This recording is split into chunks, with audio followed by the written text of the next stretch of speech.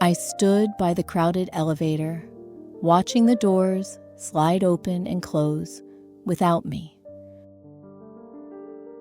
People stepped inside, shoulder to shoulder, laughing, belonging. I hesitated, holding back, telling myself I'd wait for the next one. But what I really meant was, I wasn't sure there was space for me. It started at an open house. The room was immaculate, staged with crisp white curtains and polished timber floors. I stood there, waiting for clients, listening to the silence stretch between footsteps, the kind of silence that grows louder the longer it lingers. My hands smoothed over the stack of brochures on the counter again and again, as though perfect folds could protect me from what might not come.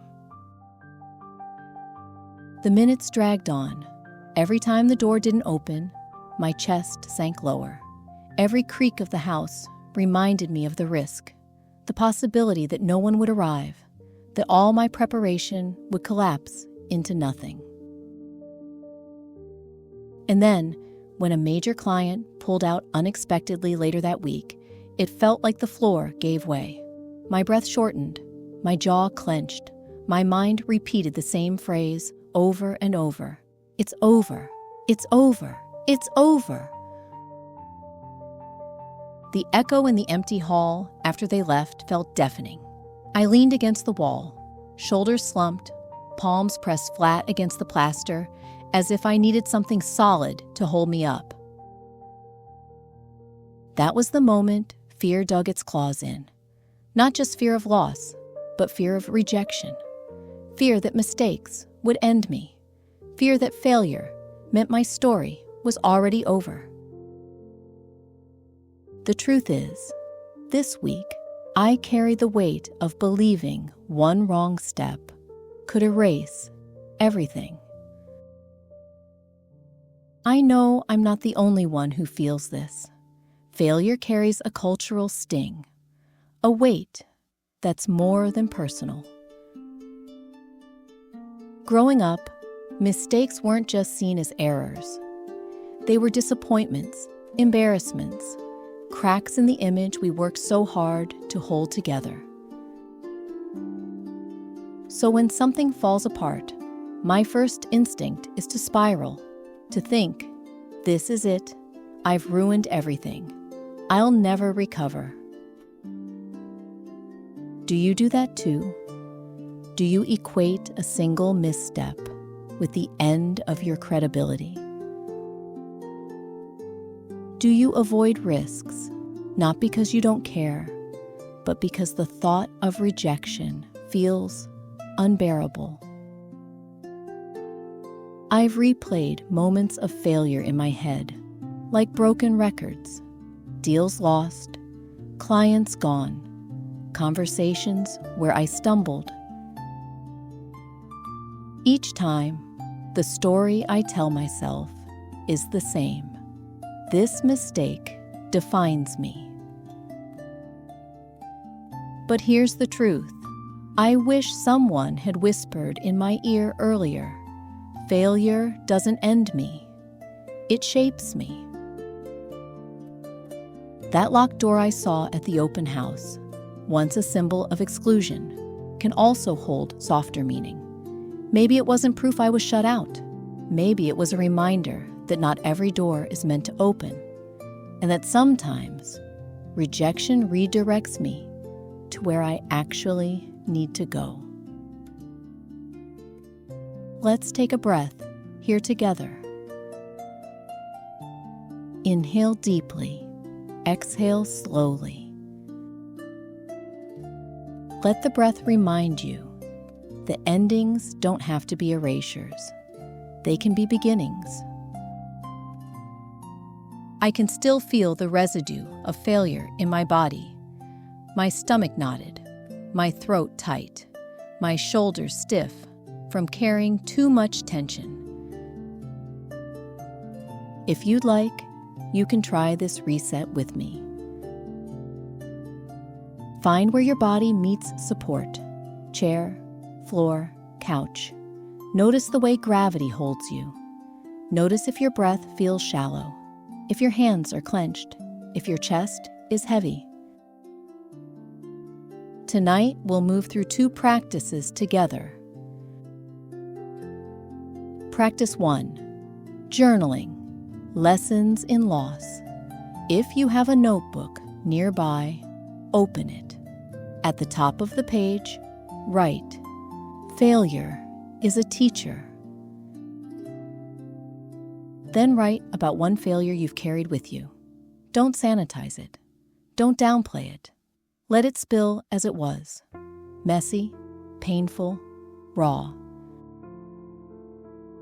When you're done, underneath, write, "This taught me." And let yourself finish the sentence, even if it's small, even if it's simply, "This taught me that I can survive."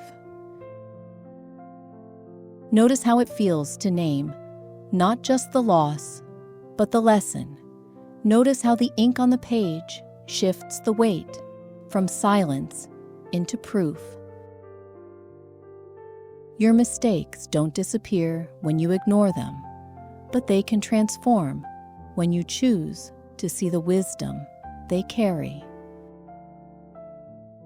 Practice 2. Visualization. The fallen leaf. Now, if you'd like, close your eyes for a moment.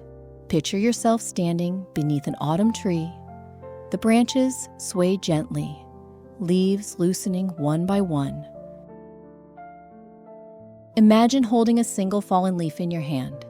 It's fragile, imperfect, its edges curled. At first, it feels like a symbol of something ending.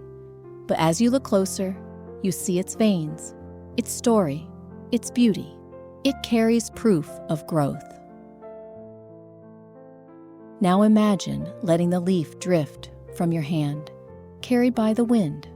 Watch as it scatters, becomes part of the soil, part of the cycle that nourishes new life. Repeat with me softly in your mind. Failure is a teacher. Again, slower.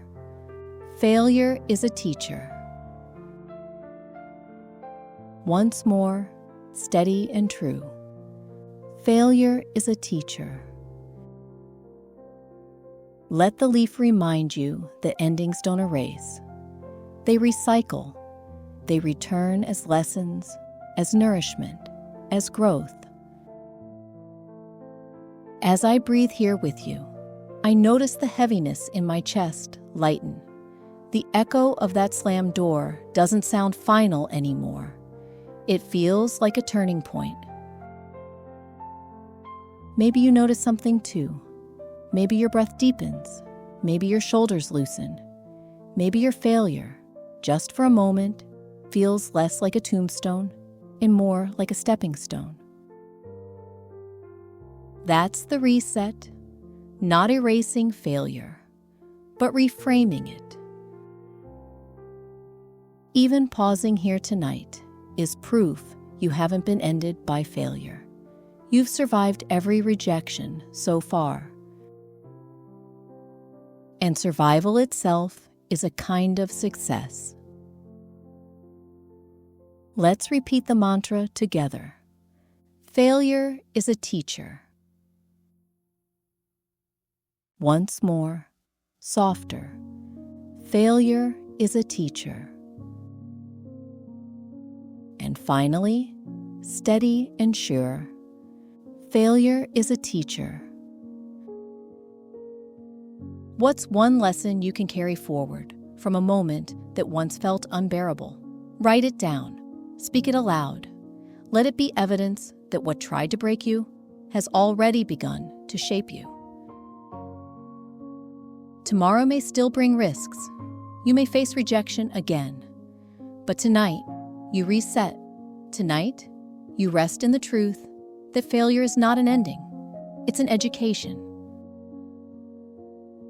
And for me, my gratitude tonight is simple.